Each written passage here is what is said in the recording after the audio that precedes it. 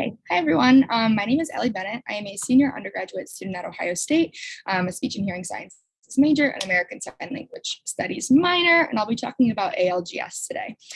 So ALGS, aided language stimulation. All of these terms are basically saying the same thing, ALGS. There are different variations of the same intervention method. So what is it? What is ALGS?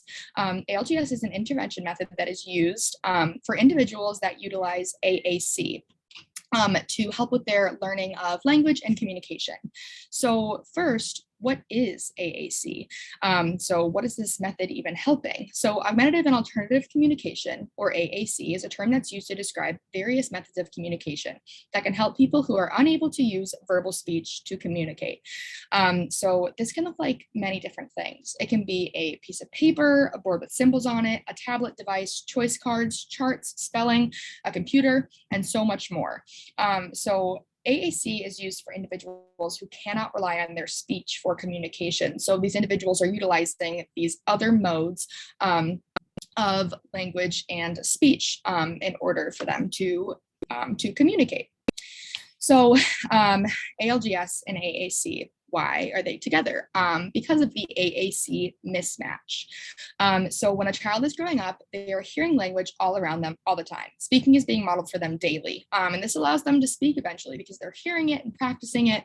But for a child that utilizes AAC, they are also hearing language around them all the time, but they're unable to communicate because their speech is not being modeled for them to practice and to learn. If they rely on AAC as their mode of communication, it's AAC that we should be modeling for them and not verbal speech. So there's an expectation that both of these parties are going to communicate at the same level when one has a clear advantage and much more practice than the other. And this creates the mismatch in learning language and communication between these two scenarios. So what do we do about this? Aided language stimulation. So what is it? Again, it's an intervention method used to address the gap in learning language and communication between someone who utilizes AAC and someone who doesn't. So this method can be described as a communication partner touching or activating aided AAC symbols, which is going to be a little symbol that produces a word or a phrase while speaking with an individual who utilizes AAC. So this allows children who utilize AAC to get practice and intake of language and communication that others do naturally. It relies very heavily on the communication partner because the communication partner has to speak verbally while activating the device to show how the device can be utilized in natural and common situations. So they do it while they're speaking in order to show that, it can be an effective communication strategy and it can be used in any situation. So this is an evidence-based practice, which means that there's research that has shown and proven that individuals who have experienced this method have benefited and shown improved language growth because of it.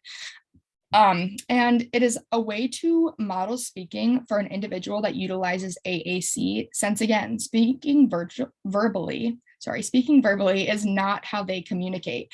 So it allows them to, for them to model ways they communicate. So why should we use this intervention method? Everyone deserves the tools they need to be successful. So children who communicate by speaking verbally, they have this modeled for them every single day, all day long, and they can perfect it and replicate it. And this doesn't happen with AAC. It's often expected that they learn how to communicate without any model of their speech, and typically they're expected to do so immediately. So babies hear hours of communication and they aren't fluent. However, AAC users are expected to be fluent after only learning their device for maybe a few hours a week. Another great reason that it is evidence-based practice. So this means that there is research that shows that it's beneficial to learning language and communication. However, this does have some limitations. It's mostly shown in research as being used with children, but it can be utilized with adults too. If communication partners and clinicians are applying the same principles to adults that were seen to work in children, it can work in the same way. So it causes communication partners to slow their speech, which is another great reason that we should utilize it, because communication partners are searching for the symbols, trying to figure out which words they're going to use the device for, and this slows them down and allows the AAC user a lot more time to process what's coming at them and what is being spoken. And then another great reason is that it validates the system for AAC users. It shows them that it's an accepted and efficient form of communication, and that it can be used in any scenario to have effective communication. So how can you do it? Great news is anyone can do it. So the role of a communication partner is crucial in the success of this method and also of just using AAC. And so any communication partner can help out with this intervention. So something that's important to remember is that the traits that you're exhibiting while you're using this intervention directly affect the traits of the child using AAC. And this can be positive or negative. So if you're allowing lots of turn takings, asking open-ended questions, you're going to get more positive things back from the child. They're going to want to communicate more. But if you are taking a lot of the turns, asking just yes and no questions, you're going to see that they're not going to be communicating as openly with you. So that's something important to remember. So it's important to change your traits and communication strategies before you're implementing this intervention for it to be the most effective. So you're going to want to wait and look, ask open-minded questions, give feedback during the conversation. Focus on the person and not the device, and then provide opportunities for them to speak.